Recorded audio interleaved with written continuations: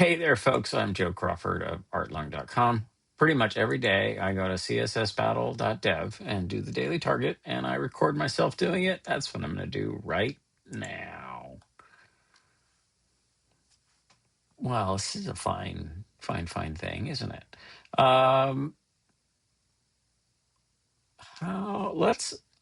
let's start with the nested template, which is the HTML and the body elements. And we're just going to see if there is a consistent shape happening here.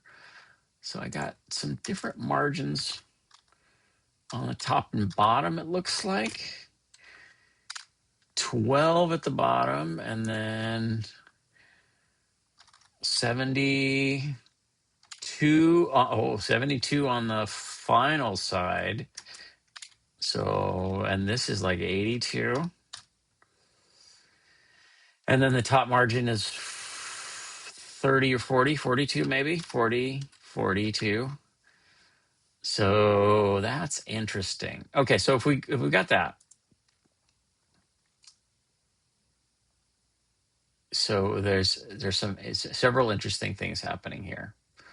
What if we wanted to do this only with linear gradients? Typically I want to go with a conic gradient, but what if we did linear gradients? How would we do it? So let's do top to bottom 3 linear gradients. I believe that'll give me what I want.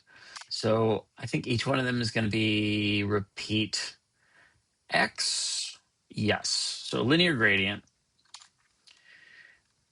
Okay, so let's do it one at a time. So 90 degrees, this color green, transparent,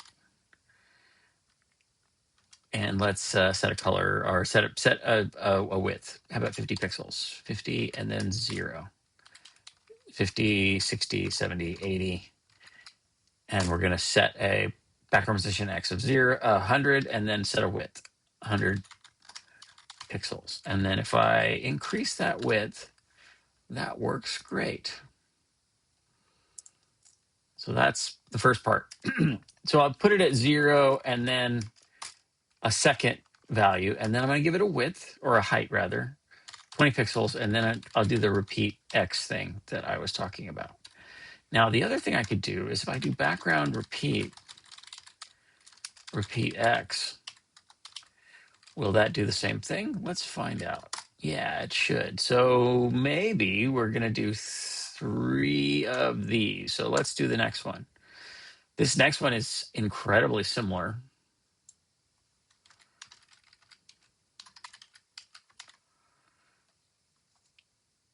And also needs, so I think this is kind of working.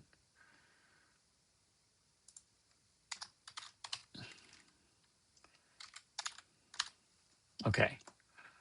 So this height needs to be taller on the first one, 4. Yeah, okay. Now, so this is what we got so far. This should be what? 50? And then we need a width.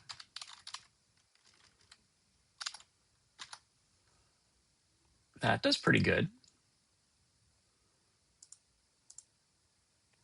And then we need the next one.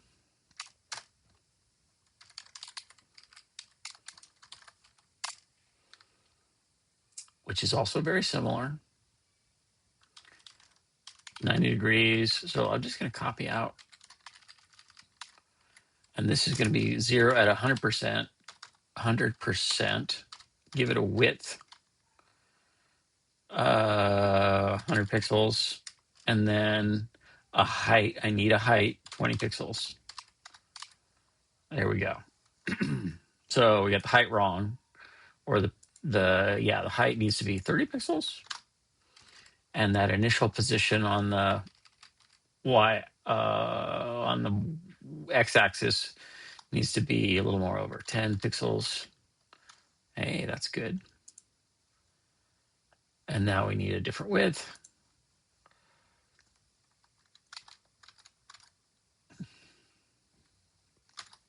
And then that width needs to be more, 2, 3.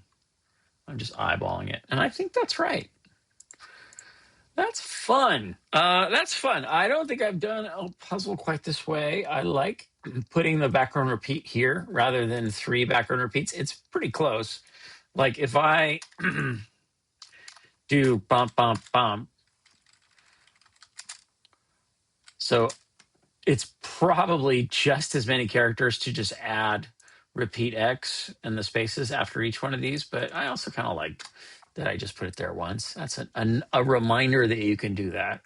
Right. The other thing is that this could also be background image, I believe. No, it can't, because then I need to put the positions and the sizes. So this is just a background. Never mind. Don't listen to me on that. But that's good. Let's minify and unit replace and submit. The other way I think about this is maybe this is 2 elements.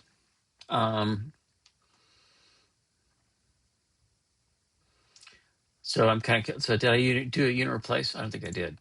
No, I did. There just was no values that repeated. All right. So what if it was 2 elements? Let's make one at a time. And I think they're identical. I guess we're going to find out very painfully if they're not. So let's put the margins on the P element. We're going to turn this body into ampersand. The height 200, 3, 4, 5. Ba, ba, ba, ba, ba. 6, 6, 8, 7, 6, 7, 72. And then I'm going to give it a width, actually.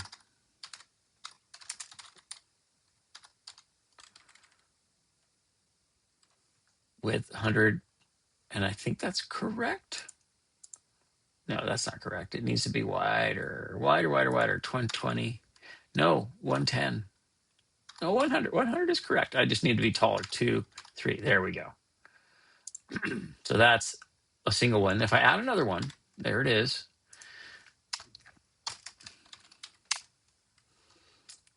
I'm going to set a negative margin here. Minus 200, 210, 20.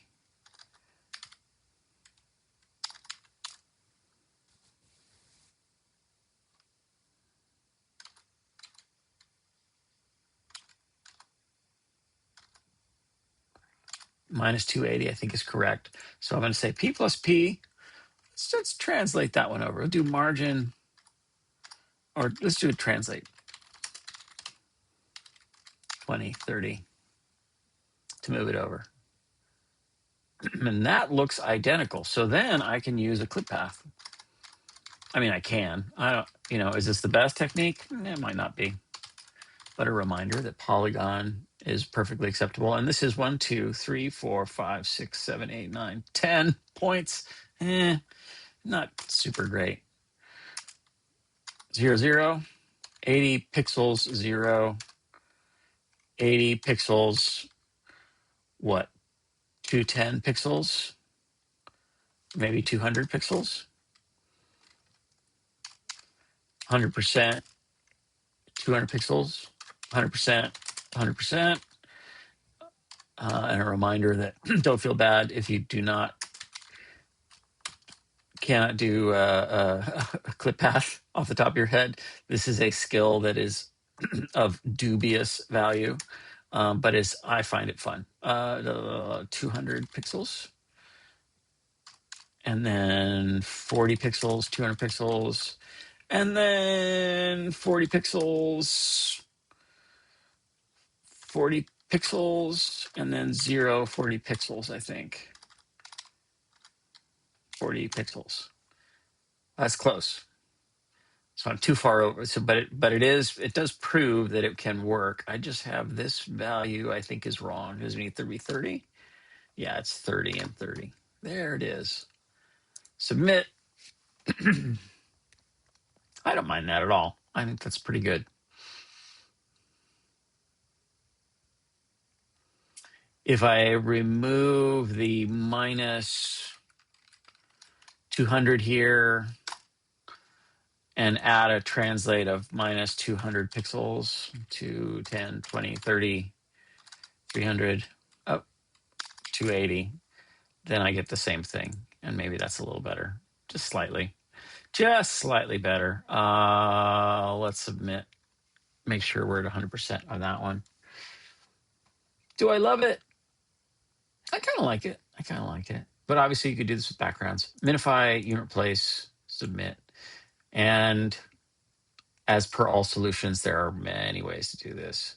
Many. But this is a higher score.